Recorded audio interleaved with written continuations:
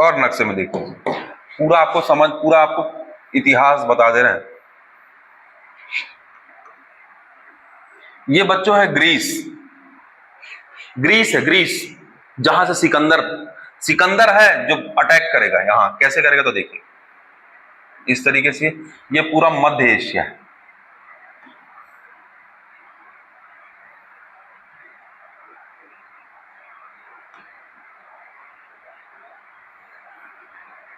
इस तरह समझो। अब ये जो आएगा,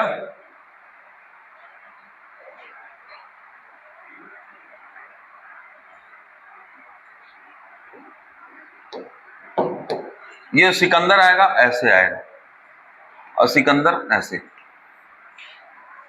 अब सिकंदर के दो सेनापति, सिकंदर कितने देना सेनापति? दो। एक का नाम है सेल्यूकस निकेटर और एक का नाम है नियारकस। क्या नाम है? नियारकस। ये है जल सेनापति और ये है स्थल सेनापति। ध्यान से सुनिएगा, यहां के बाद कहानी वापस से चली जाएगी स्लाइड नंबर 1 पे। कौन सा सेनापति? जल सेनापति। ये कौन सा सेनापति? स्थल सेनापति। स्थल सेनापति जब सिकंदर जाएगा यहां पे कश्मीर के राजा से लड़ाई लड़ेगा और पहले युद्ध में कश्मीर के राजा से हार जाएगा, दूसरे युद्ध में कश्मीर के राजा को हरा देगा। लेकिन और आगे बढ़ेगा तो यहीं पे कौन सी नदी है बताओ बच्चों? रावी नदी। बताया था ना? कौन कौन सी नदी यहां पे है? सिंधु नदी, फिर झेलम नदी, फिर चिनाब, फिर रावी, फिर व्यास, फिर सतलुज। यहाँ नदियां हैं। तो यहाँ पे कौन सी नदी हो गई? रावी नदी के तट तक पहुंचेगा।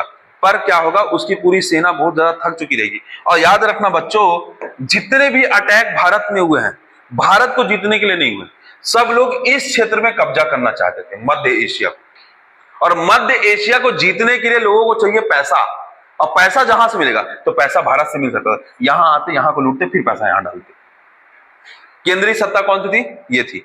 अच्छा, एक चीज आपको याद रखना है, ये तक्षशिला है, ये नालंदा है, ये विक्रमशिला है। आपको पता है कि मैं बार बार मैप क्यों बना रहा हूं? दिखे। अब मैं रटाना चालू करूंगा ना तो दिखना चाहिए।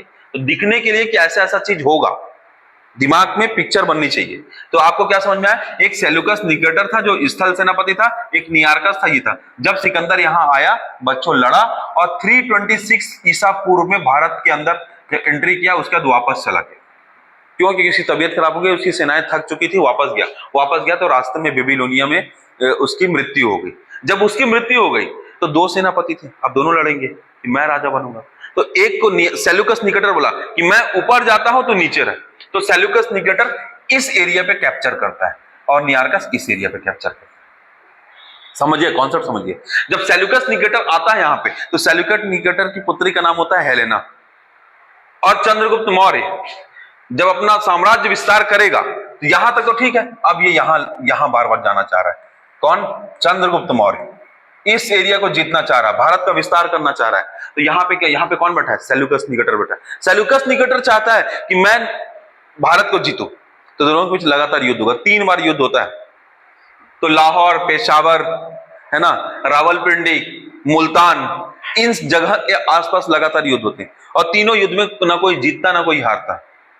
तब दोनों मैत्री संबंध बना लेते हैं। तो सेल्यूकस निकेटर अपनी पुत्री का विवाह किससे कर देता है? चंद्रगुप्त मौर्य से कर देता है।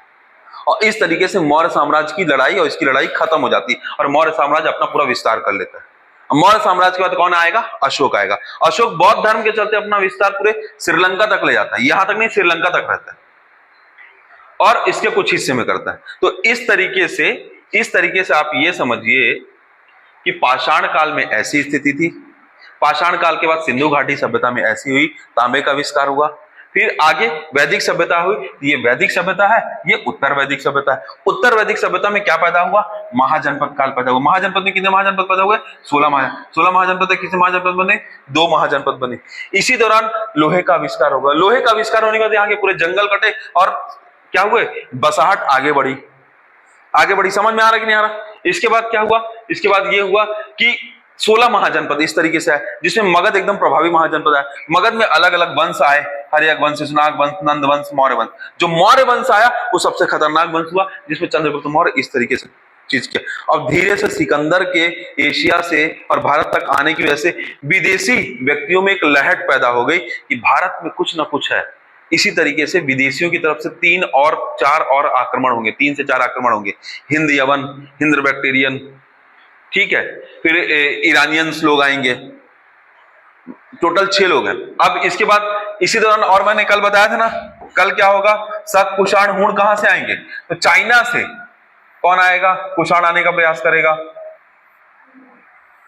तो कौन आएगा, कुषाण, शक और हूण। सफल कौन होगा सबसे ज्यादा, कुषाण, फिर कौन होगा, शक, फिर कौन होगा, हूण। और कुषाण के सामंत कौन थे, गुप्त। कुषाण के सामंत कौन थे, गुप्त। अब गुप्त किसको किसको हरा देंगे, तो गुप्त शक को भी हरा देंगे और कुषाण को समाप्त करके ही गुप्त बनते हैं। तो ये इसकी पिक्टोरियल इमेज हो गई। कौन सी इमेज हो गई, पिक्टोरियल इमेज हो गई। अब समझिएगा, ये सब कहानी चल रही है, लेकिन जब बच्चों वैदिक काल, जब ये 16 महाजनपद बन रहा था ना, तो आप लोग एक चीज भूल गए, आर्य और अनार्य की लड़ाई में अनार्य नीचे आ चुके हैं, भागे हैं ना नीचे, एक्चुअल इंडियंस हैं, द्रविड़ है। ये अपना एक अलग साम्राज्य बना रहे हैं, और यहां पे जो साम्राज्य बना रहे हैं वो किसका, चोल, चेर, पांड्य, चालुक्य, इसका साम्राज्य बना रहे हैं। अब ये जो लोग हैं ये कौन सा साहित्य बनाते हैं, तो ये संगम साहित्य बनाते हैं। कौन सा साहित्य बनाते हैं, और ऊपर कौन सा साहित्य बनता है, वैदिक साहित्य। तो नीचे कौन सा साहित्य बनता है, संगम साहित्य।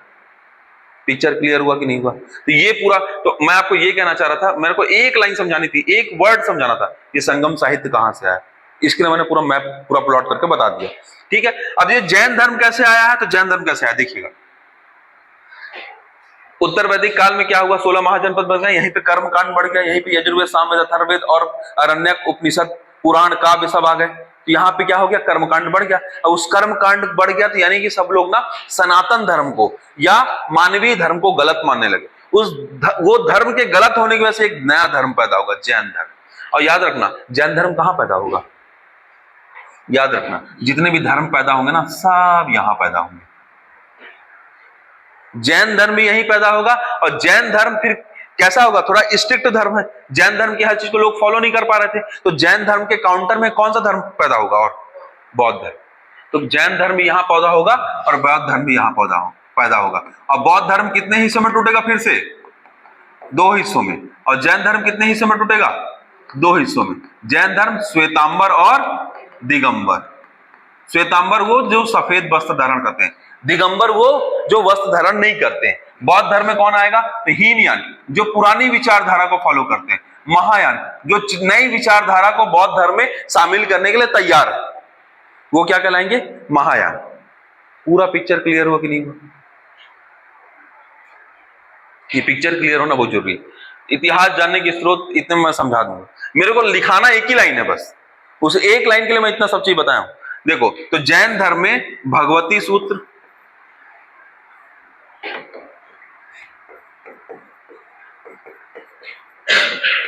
कल्प सूत्र,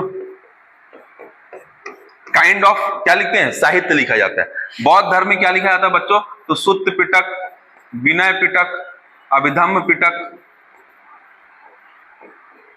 ये सब रचना कब होती है, बौद्ध धर्म में होती है। संगम साहित्य में कौन सा होता है, तो मणि मैखले द्वारा लिखा गया शिल्पाधिकारम, शिल्पाधिकारम, ठीक है, शिल्पाधिकारम है। और बता दें, एक सेकंड,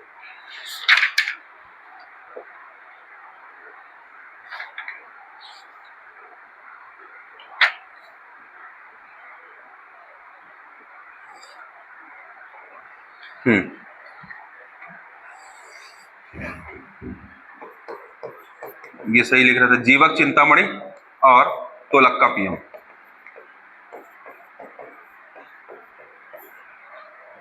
ये कब लिखा गया, संगम साहित्य के दौरान। मतलब आप इन साहित्य को पढ़ोगे तो आपको अलग अलग राजाओं और उनके बारे में जानकारी मिलेगी। यानी हम क्या जानने का प्रयास कर रहे हैं, हम जानने का प्रयास कर रहे हैं इतिहास। देखो, इतिहास जानने का, पुरातात्विक, साहित्यिक, हम साहित्य के माध्यम से क्या जानने का प्रयास कर रहे हैं, इतिहास। समझ रहे हो कि नहीं समझ रहे हो, ठीक है, तो जैन धर्म, बौद्ध धर्म, संगम साहित्य। धर्मनिरपेक्ष साहित्य में क्या आएगा? तो धर्मनिरपेक्ष साहित्य में आएगा बच्चों चाणक्य के द्वारा लिखा गया कौटिल्य का अर्थशास्त्र। अब देखो ये ऐसा साहित्य है जो धर्म को नहीं बताता है, राजनीति बताता है। तो धर्मनिरपेक्ष, धर्म से उठा हुआ साहित्य, तो क्या कौटिल्य का अर्थशास्त्र। कौटिल्य ने क्या लिखा, जो पुस्तक लिखी उससे आप किसके बारे में पता चलता है? तो चंद्रगुप्त मौर्य के बारे में पता चलता है। कौटिल्य के द्वारा लिखा गया अर्थशास्त्र। मेगास्थनीज जो कि बच्चों किसका, सिकंदर का सेनादूत था, विदेशी दूत था, उसने एक पुस्तक लिखी इंडिका। इंडिका के माध्यम से किसके बारे में पता चलता है? इतिहास के बारे में। अब विदेशी यात्रा वृत्तांत, फिर क्या दिख रहा है आपको? विदेशी यात्रा वृत्तांत। तो विदेशी यात्री कहां से आए? तो बच्चों याद रखिएगा, विदेशी यात्री अरब से भी आए, विदेशी यात्री आपके यूनान से भी आए, और विदेशी यात्री आपके चीन से भी आए। ठीक है, चीन से पहले पकड़ते हैं। चीन से कौन आए? तो वेन सांग आया। वेन सांग ने क्या लिखा? सी यू की लिखा। फिर एक कौन आए? इत्सिंग आए। एक कौन आए? फाहयान आए।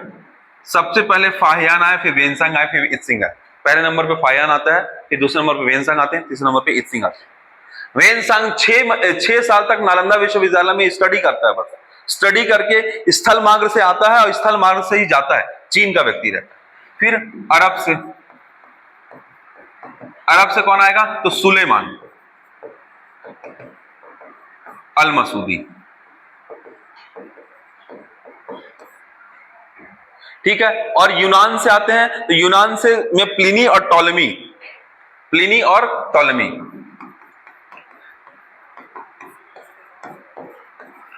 टॉलेमी एक है हेरोडोटस।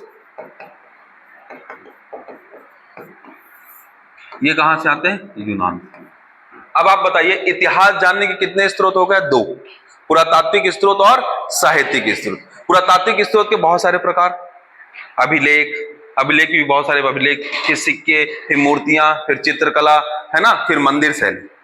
ठीक है, ये तो देखिए एक बार हम पूरी चीज को देख लेते हैं वापस आराम से। अब रटना चालू करो, जो बताना था बताइए। चैप्टर कंप्लीट हो गया, अब हम रटेंगे। इतिहास जानने के स्रोत में सबसे पहले इतिहास का मतलब क्या है? इतिहास हिस्ट्री शब्द से बना, हिस्ट्री शब्द से बना है, जो ग्रीस भाषा का शब्द है, जिसका अर्थ होता है बुनना। जो कल तक स्थित था पृथ्वी पे, वही इतिहास है। ये इतिहास की हो गई परिभाषा। फिर इतिहास जानने के कितने स्रोत होते हैं? 2, पुरातात्विक स्रोत और साहित्यिक स्रोत। और ये पुरातात्विक और साहित्यिक स्रोत हम किसके बारे में पढ़ेंगे? तो मनुष्य के बारे में पढ़ेंगे। तो मनुष्य कहां पैदा हुआ? अफ्रीका में। फिर कितनी ब्रांचेस बनी? तो उसकी 6 अलग अलग ब्रांचेस बनी। 6 अलग अलग ब्रांचेस में मनुष्य सबसे पहले भारतीय उपमहाद्वीप में कहां आया? तो पाकिस्तान वाले क्षेत्र में आया। कहां आया? पाकिस्तान वाले। तो पहले क्या था? मनुष्य होमो इरेक्टस था, फिर मनुष्य क्या बना? होमो सेपियंस बना, और वर्तमान में मनुष्य क्या बन गया? न्यू होमो सेपियंस बन गया। समझ में आएगा नहीं? है क्लियर हुआ? अब इसी होमोसेपियंस से न्यू होमोसेपियंस के बीच की जर्नी के बीच जो एक इतिहास लिखा गया है, उसे ही हम हिस्ट्री कहते हैं। और उसको जानने के 2 तरीके, पुरातात्विक स्रोत और साहित्यिक स्रोत। पुरातात्विक स्रोत में हम किसको देखते हैं? जिसको हार्ड फॉर्म में हम देख सके, छू सके, समझ सके। साहित्य को कैसे छू सकते हो? लिखा हुआ है ना, उसको इमेजिन करना पड़ेगा। तो इसको क्या छू के देख सकते हो? सिक्के छू सकते हो, मूर्तिकला देख सकते हो, चित्रकला देख सकते हो। ठीक है, तो अभी मूर्तिकला में बात करोगे तो गांधार शैली, मथुरा शैली, अमरावती शैली। चित्रकला की बात करोगे तो चित्रकला की तो बहुत सारी पेंटिंग्स हैं, उसके तो 12-13 प्रकार है। मंदिर वास्तुकला की बात करोगे तो नागर शैली, बेसर शैली और द्रविड़ शैली। ठीक है, मृदभांड की बात करोगे तो चौपानी मांडो एक जगह है जहां सबसे पहले मृदभांड मिट्टी के बर्तन प्राप्त हुए थे। विश्व के प्राचीनतम मिट्टी के बर्तन प्राप्त हुए थे पाषाण काल में, मैं पढ़ाऊंगा आपको। तो मृदभांड वहां से मिले। तो ये कौन से स्रोत हो गए? पुरातात्विक स्रोत। याद रखना बच्चों, साहित्य और पुरातत्व 2 चीज आपको देखने को मिले। मान लो आपके दादाजी के बारे में पेपर में लिखा हुआ मिले, और आपके दादाजी का घर मिले, और घर जाके आप कटोरी, बर्तन और क्या बोलते हैं, घर, दीवाल पे लिखी बातें, उनको देखो, और न्यूज़पेपर में देखो, तो आप किसको मानोगे ज्यादा? जिसको देख रहे हो। याद रखना, पुरातात्विक स्रोत और साहित्यिक स्रोत में पुरातात्विक स्रोत को ज्यादा बलशाली एविडेंस माना जाता है एंशिएंट हिस्ट्री में। समझ गया? यानी पुरातात्विक स्रोत कैसे होते हैं? ज्यादा प्रभावी होते हैं as compare to literature evidence. So we can classify to knowing the source of history by the archaeological evidence and literature evidence. and archaeological evidence can be classified in the multiple segment and literature evidence classified by the three another segment. First one is called religious literature, है ना, और वो क्या है, धर्मनिरपेक्ष, और तीसरा क्या है, विदेशी यात्रा वृत्तांत, फॉरेन ट्रेडर्स के थ्रू। तो धार्मिक साहित्य में कौन कौन सा हो गया बच्चों, ऋग्वेद, यजुर्वेद, सामवेद, अथर्ववेद, अरण्यक, उपनिषद, संहिता, पुराण, महाकाव्य। इसके माध्यम से आपको क्या पता चलता है, धार्मिक साहित्य। और धार्मिक साहित्य में ये ब्राह्मण साहित्य है, जो ब्राह्मणोत्तर साहित्य में क्या आएगा, जैन धर्म, बौद्ध धर्म, संगम। जैन धर्म में भगवती सूत्र, कल्प सूत्र, सुत्त पिटक, विनय पिटक, अभिधम पिटक से फिर मणि मेखले, शिल्पाधिकारम, जीवक चिंतामणि, तुलक्कापियम। ठीक है, यहां से किसके बारे में पता चलता है, संगम साहित्य। चोल चेर पांड्य के बारे में पता करना है तो आप ये पढ़ो।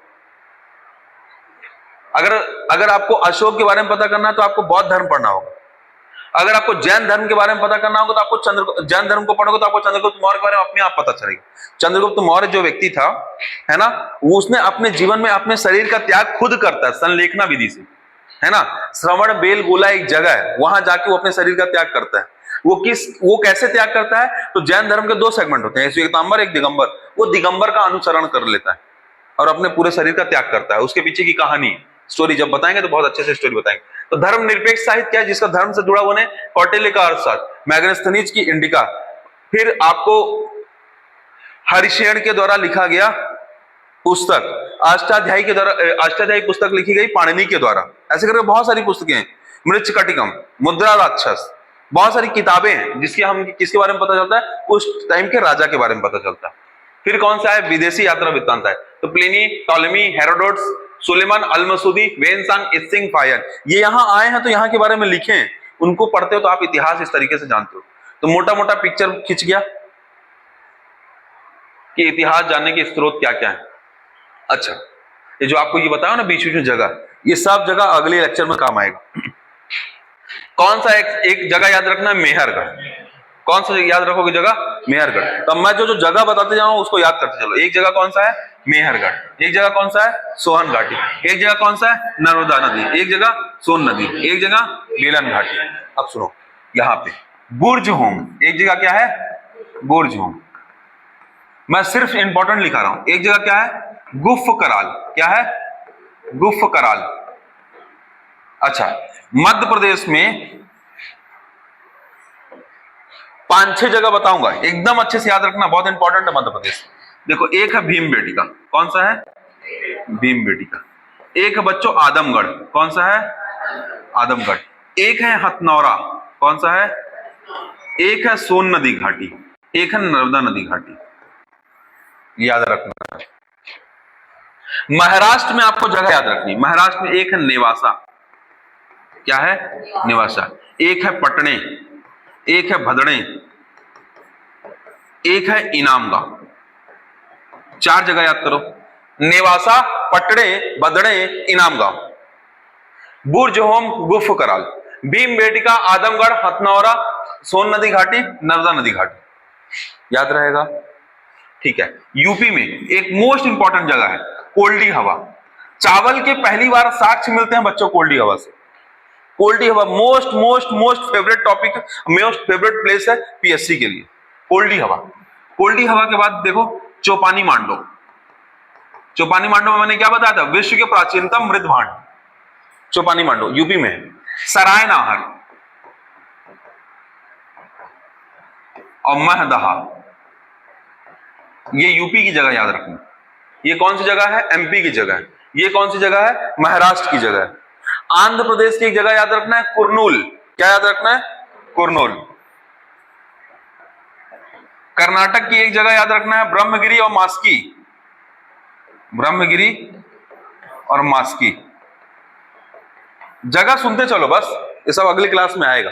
ब्रह्मगिरी, मास्की, कुर्नूल, नेवासा, पटने, भद्रणे, इनामगांव, कोल्डी हवा, फिर चौपानी मांडो, सराय नाहर, महदहा, भीमबेटका, आदमगढ़, हथनौरा, सोन नदी घाटी, नर्मदा नदी घाटी, सोहन घाटी, मेहरगढ़, बुर्ज होम, गुफ कराल। रटो इसको, जगह लोकेशन के साथ जगह रटना है, दिमाग में घुसेगा ना ऐसे में। चलो सबसे पहले क्या है इधर, मेहरगढ़। सबसे इधर क्या है, मेहरगढ़। ऊपर क्या है, सोन नदी घाटी। उसके बगल में बुरझोम, उसके नीचे गुफ करार। और नीचे आओगे तो यूपी को पकड़ो। यूपी में क्या पकड़ोगे, तो यूपी में कोल्डी हवा, चौपानी मांडो, सराय नाहर, महदहा। ठीक है, यूपी में ही है बेलन घाटी, लिखा नहीं हो लेकिन बेलन घाटी यूपी में ही। ठीक है, एमपी आओ, एमपी में भीमबेटका, फिर आदमगढ़, ठीक है, फिर हथनौरा, फिर सोन नदी घाटी, फिर नदा नदी घाटी। महाराष्ट्र आओ, नेवासा, पटने, भदने, इनाम गांव, याद रहेगा। फिर आप कहां पे आ जाओ, आंध्र प्रदेश। आंध्र प्रदेश में कौन सा जगह, कुर्नूल। और फिर आ जाओ कर्नाटक, ब्रह्मगिरी और मास्की, याद रहेगा। हर एक जगह पे एक एक चीज मिलेगा, समझ गए, हर एक जगह। हाथी के पहली बार जीवाश्म मिलेंगे हथनौरा प्लेस से, हथनौरा हाथी के जीवाश्म। अच्छा, अब राजस्थान की 3-4 जगह हैं जिनको याद करना है, तो राजस्थान आपको बता देते हैं। नागौर,